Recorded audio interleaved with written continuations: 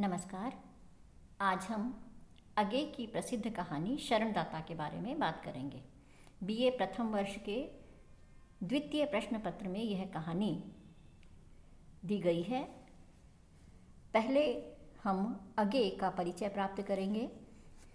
अगे जी का पूरा नाम है सच्चिदानंद हीरानंद वात्स्यायन अगे। अगे जी का जन्म 7/5/2011 को यानी कि 7 मई 2011 को हुआ और आपकी मृत्यु 1987 में हुई। आपका जन्म देवरिया जिला में उत्तर प्रदेश राज्य में हुआ। आप कई उपनामों से जाने जाते हैं, जैसे कुट्टी चातन नाम से अगे ने निबंध लिखे हैं और अगे जी को कठिन काव्य का प्रेत भी गद्य का प्रेत भी कहा जाता है। अगे जी को कठिन गद्य का प्रेत कहा जाता है। कठिन काव्य का प्रेत जो है वो केशवदास को कहा जाता है। अगे जो हैं वो संपादक भी रहे हैं।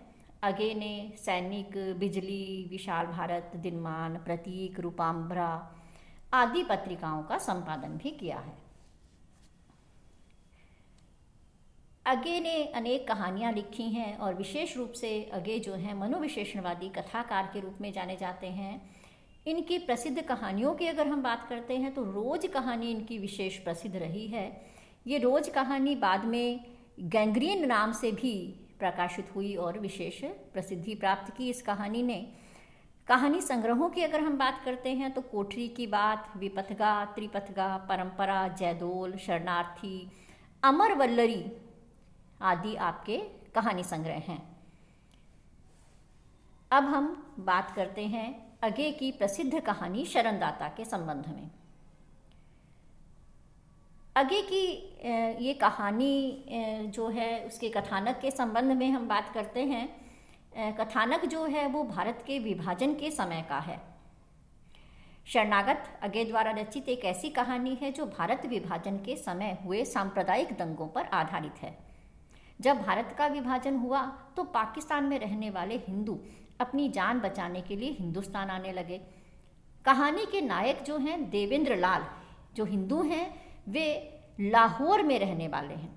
लाहौर में रहते हैं, लेकिन लाहौर में भी दंगे होने लगे तो देवेंद्र सबसे पहले अपनी पत्नी को ही जालंधर भेज देते हैं और बाद में मोहल्ले में रहने वाले हिंदू जो हैं रातों रात वहाँ से चले जाते हैं। लेकिन देवेंद्र जो हैं वो लाहौर में ही रहते हैं, वहाँ से वे नहीं आते। और इसका एक कारण भी है कि उनके जो एक मुसलमान मित्र हैं रफ़ीकुद्दीन, वे उन्हें बार बार आश्वस्त करते हैं और कहते हैं कि आपको यहाँ पर कोई खतरा नहीं है और अगर कोई खतरा होता भी है तो आपको पहले बता दिया जाएगा। और इस तरह से देवेंद्र लाल भी उनसे आश्वस्त होकर अपने ही घर में रहते हैं। नौकर भी वहाँ से चला गया है, लेकिन फिर भी देवेंद्र जो हैं वो अपने घर को नहीं छोड़ते। अकेले ही रहते रहे और स्वयं अपना काम करते रहे और शाम को रफ़ीकुद्दीन जो हैं उनसे मिलने के लिए आते तो शहर की सारी घटनाएं और सारी जानकारियां जो हैं वे उनसे प्राप्त कर लेते। एक दिन रफ़ीकुद्दीन उन्हें अपने साथ अपने घर लेकर चले जाते हैं और कहते हैं कि जब खतरा टल जाएगा तो अपने घर में लौट आना। देवेंद्र लाल जो हैं रफ़ीकुद्दीन के घर जाते हैं, लेकिन वहाँ पर उन्हें लगता है जैसे कि वो कैद हो गए हों। रोज वे मार काट की खबरें सुनते और इस कारण से बाहर जाने का साहस भी उन्हें नहीं होता। और देखते ही देखते शहर में ये सांप्रदायिक दंगे जो हैं वो बहुत अधिक बढ़ गए, दहशत बढ़ गई। रफ़ीकुद्दीन भी देवेंद्र लाल की रक्षा में अपने आप को विवश पाने लगे, अपने आप में लज्जा का अनुभव करने लगे। और एक दिन रफ़ीकुद्दीन से कुछ लोग मिलने आए और रफ़ीकुद्दीन उनकी बातों से और गंभीर हो गए। देवेंद्र लाल समझ गए कि रफ़ीकुद्दीन पर भी बहुत इस बात का दबाव है कि वे देवेंद्र लाल को यहाँ न रखें। तो देवेंद्र लाल भी उनकी विवशता और परेशानी को देख करके वहाँ से जाने के लिए तैयार होते हैं, परंतु जो रफ़ीकुद्दीन उनके मित्र हैं वो उनके रहने का जो प्रबंध है वो अपने एक मित्र के यहाँ करवा देते हैं।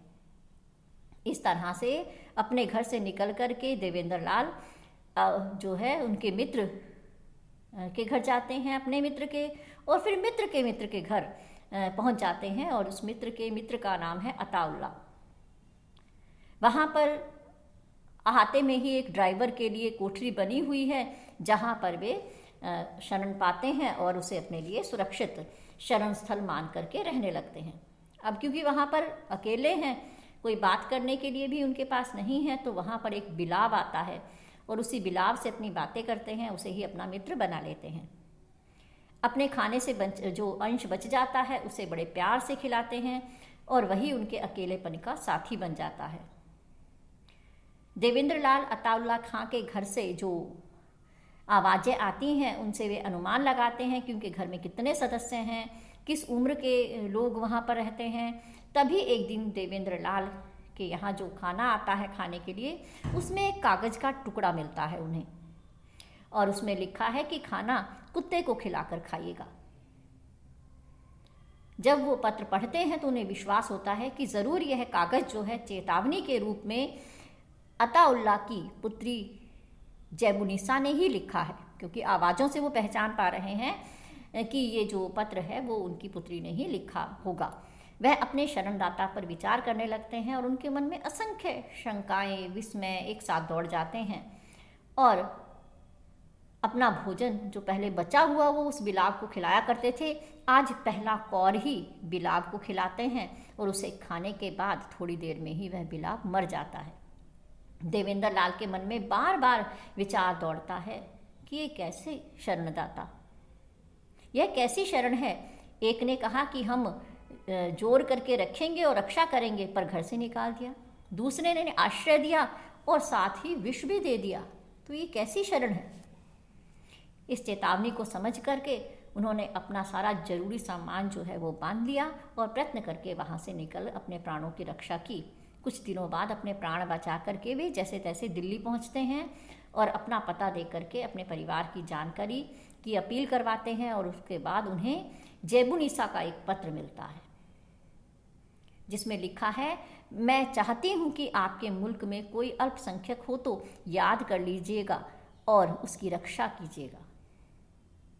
तो यहाँ पर जैबुनिसा जो है एक ऐसे पात्र के रूप में सामने आती है जो मानवीयता की मिसाल कायम करती है और खुद देवेंद्र लाल की सहायता करके बदले में भी यही चाहती है कि अगर भारत में कोई ऐसा व्यक्ति फंसा हुआ है जो अपने प्राणों की रक्षा के लिए मोहताज हो रहा है, विवश है और अपने प्राणों की रक्षा नहीं कर पा रहा है, आप उसकी रक्षा कीजिएगा।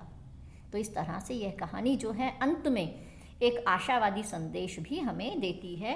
तो आज हमने शरणदाता कहानी के कथानक के बारे में बात की है। आगे हम इस कहानी की तात्विक समीक्षा करेंगे। नमस्कार।